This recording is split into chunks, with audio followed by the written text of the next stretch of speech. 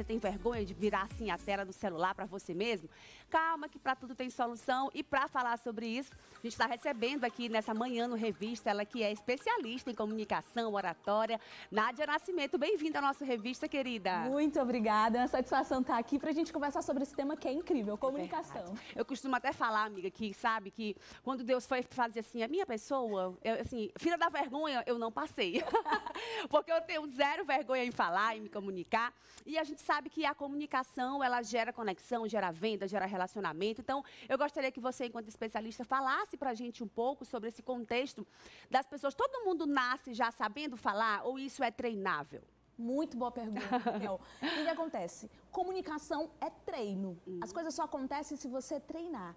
E às vezes as pessoas olham ali nas redes sociais, olham aqui a gente na televisão e falam assim, parece que é simples.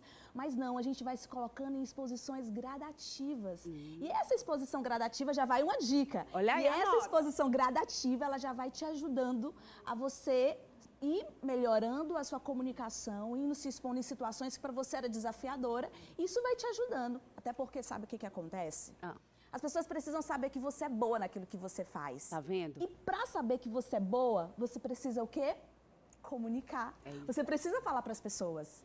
E é interessante, sabe, todas as vezes que eu chego, por exemplo, em alguma loja, quando eu vou gravar um stories, uma coisa, que eu peço para a pessoa falar sobre, a pessoa fica se tremendo, eu falo, calma, mas você não domina o assunto, né? Então, é muito bacana o que você está falando, porque quem está assistindo a gente agora, você que trabalha com rede social, por exemplo, você vai falar daquilo que você tem propriedade. Se você é uma cabeleireira, se você faz unha, se você trabalha vendendo celular, enfim, seja qual segmento for, né, Nádia?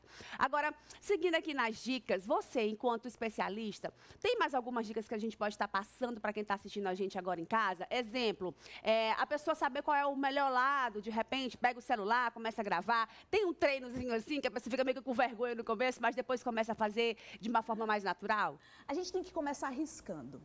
Às vezes o medo, ele limita a gente a começar a dar o primeiro passo. E às vezes a gente começa a se comparar, olha para as outras pessoas, mas não ficou igual fulano. Mas não vai ficar. Você precisa entender que você tem aquela sua identidade e você vai se descobrindo a partir do momento que você vai desbravando, dando um passo de cada vez. Sabe um ponto que ajuda muito, Raquel? É a ambiência.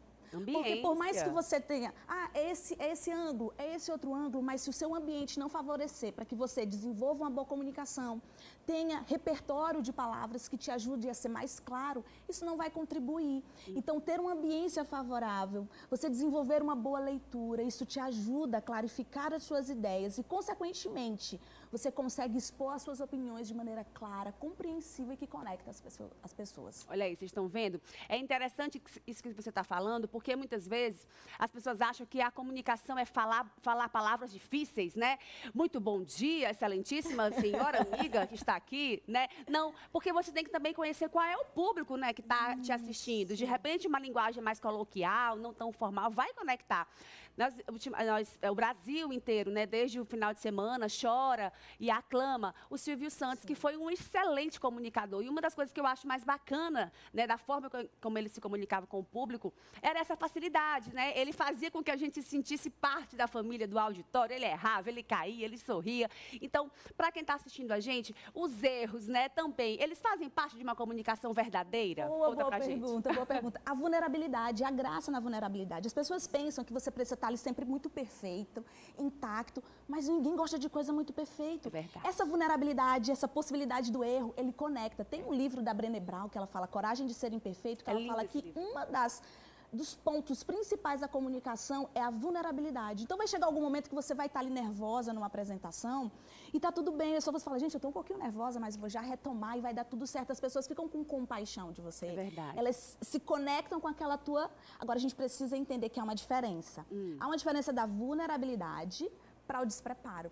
Olha, quando você se diz, atenção, você não está preparado, aí as pessoas não dão valor ao que você está falando. Mas quando elas percebem que você sabe o que você está falando, mas você está só ali um pouquinho nervosa. Elas meio que entram em compaixão com aquele teu estado.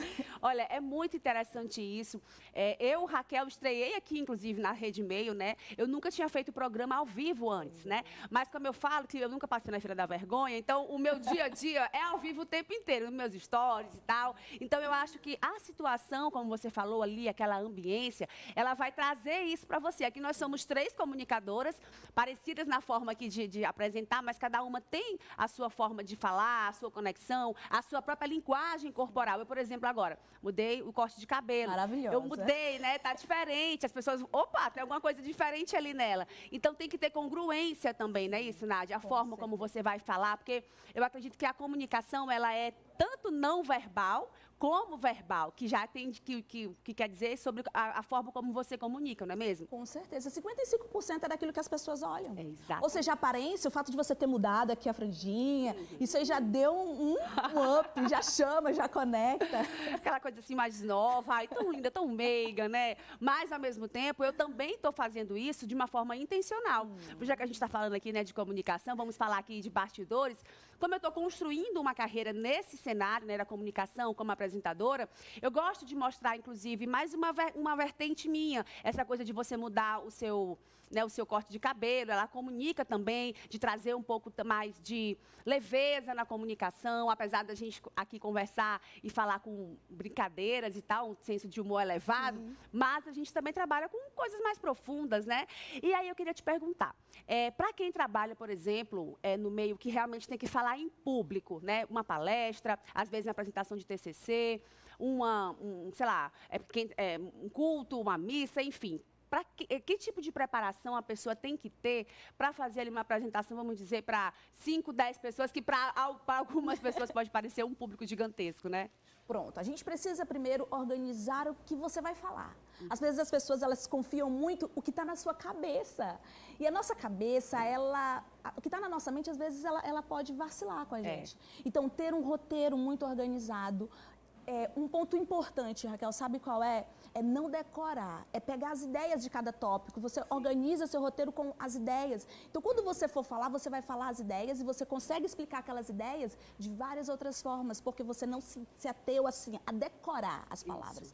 Isso ajuda muito. E, por fim, uma dica que dá muito certo, você vai fazer alguma palestra, vai fazer alguma apresentação, organizou o roteiro, estudou, compartilha com amigos ao seu redor. Tipo, acabei de estudar aqui uma palestra. Raquel, olha, aprendi nessa palestra a importância da comunicação, da linguagem. E eu começo a compartilhar contigo. Esse compartilhar nos ajuda a processar. Falei, será? O que eu falei foi legal? Processei e isso vai me ajudando a ter uma didática ao expressar as minhas opiniões. E quando eu for em uma apresentação, isso acaba fechando e dando muito certo. Aí, gente, dicas preciosas que a nossa querida Nádia Nascimento, especialista em comunicação e oratória, trouxe para vocês. Ó, vai ficar aqui o Instagram da Nádia, depois a produção coloca aqui para você que está precisando aí ter mais dicas, né? Ela vai estar à disposição para que vocês possam ter esse acesso a dicas mais profissionais, mais